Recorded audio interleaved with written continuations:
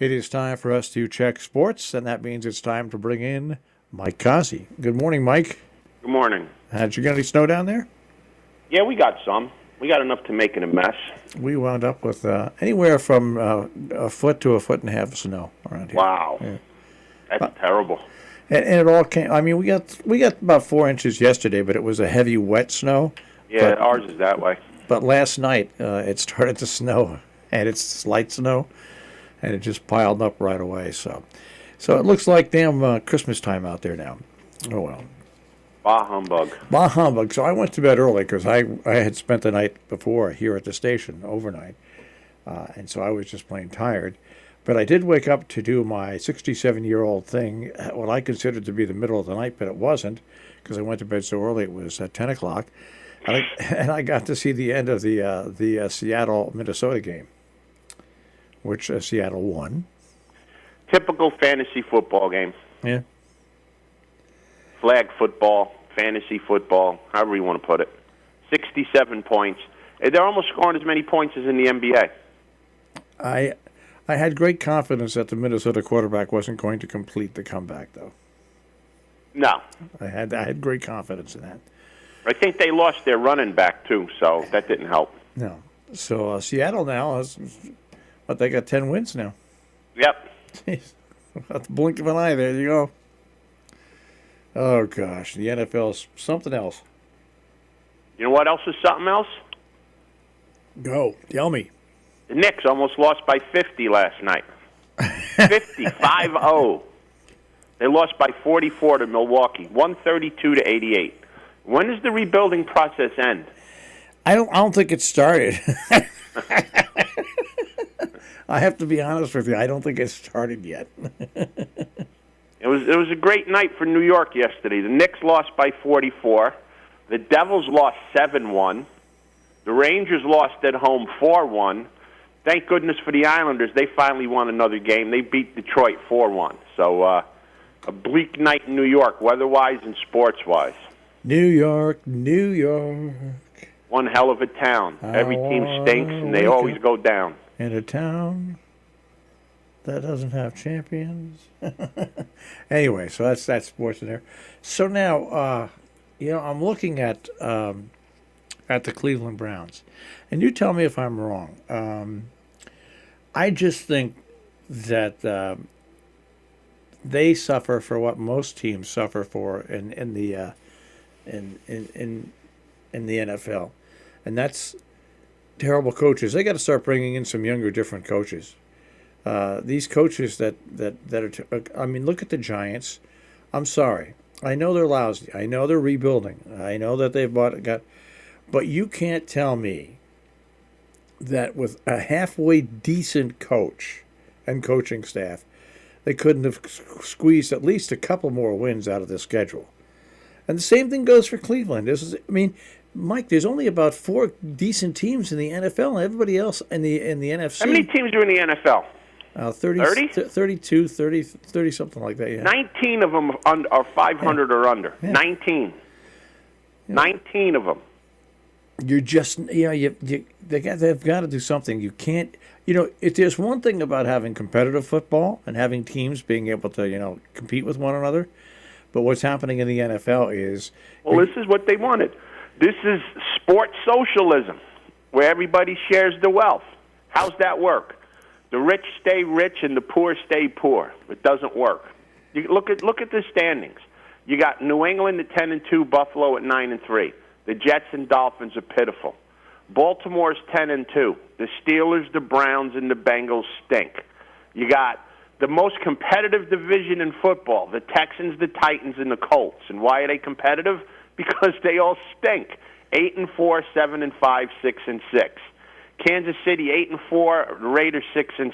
I mean, you can go to the NFC and you see more of the same thing. It doesn't work. Everybody can't be as good as everybody else. For the history of sports, you have teams that dominate and you have teams that stink. It's just the way it is. For whatever reason. I don't know if it's the organization, the owners, the scouting system, whatever.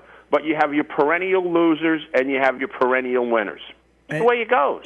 And if you look at the NFC East, I was reading a column. I forget who wrote it. At this point in the season, there has never been an entire conference that is way below 500. The NFC East has one team that's 6-6. Well, that other one has to be the same because the year I think it was that Seattle made the playoffs and they were under 500 and they won the division. So it has to rival that division. I'm just talking about right now, not the end of the season. They're comparing this part into the season. Who knows? But it's disgusting when you look at the NFC East. Come on, 6-6. The Cowboys are terrible, pitiful. They're winning the division. Yeah, that just tells you. The Giants, the Redskins, and the Eagles are what? If the Cowboys are pitiful and they're winning the division, what are the other ones? What adjective do you use to describe them? The next three teams in the NFC East, you add them all together, and you still don't break double wins. You got 9 wins. Let me just tell you just one little thing. The scoring differential. All right, you don't have a lot of teams in the red, but you have a lot of these teams that are bad. The scoring differential between the Giants and the Bengals is 10. 10 with the Bengals. The Bengals, the laughing stock of the league. That's awful. A team like the Giants should be as bad as the Bengals. Yeah.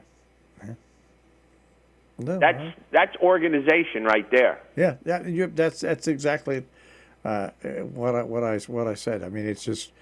As bad as teams used to be in the past, they might have had no chance to win. Mm-hmm. But it just seems the quality of football is bad. It's bad nowadays. Flag football is no hitting. You can't touch anybody. I watch football for a little while, and you see these flags they throw with roughing the quarterback, and I just shake my head and said, "Are you kidding me? What are you supposed to do? Like stand in front of him and count to 8 Mississippi so you can let him get a chance to get away? Isn't this professional football? Don't they hit people anymore? It's a joke. It's an absolute joke." I was listening to the beginning of the Baltimore-San Francisco game in the car because I had to go do something, and I just had it on, and it was the Baltimore feed. And Jackson got tackled, and I guess he came down on his head. You should have heard the announcers crying. "Oh my God, is he hurt? Is he all right? Is he going to?" You should have heard him. You would have thought you were watching a war film and some poor soldier got shot. There's a football player that landed on the ground, and they needed a box of tissues. Are you kidding me? Yeah. My God. Pretty horrible. It's disgusting. Yeah, pretty horrible. Like I say every once in a while, just another reason why I don't watch football. All right. Anything else? It was bad because right now there's nothing on the weekends. So I watch a little bit of football in between races. I put it on. Man, it's a bad product. It certainly is, and I can certainly say, watching the Giants as much as I watch the Giants, it's a bad product. It really is. Well, that's the epitome of bad. Yeah. Oh, if there's the three teams you could say are pitiful in football, 2 of them are in New York. That's right. Hey, we're the pitiful capital of the world. I mean, the Jets, what did they win? 3 in a row or something? And they were like, "Oh yeah, this is great." And what happened this weekend? You don't just lose to the Bengals; you get manhandled by the Bengals.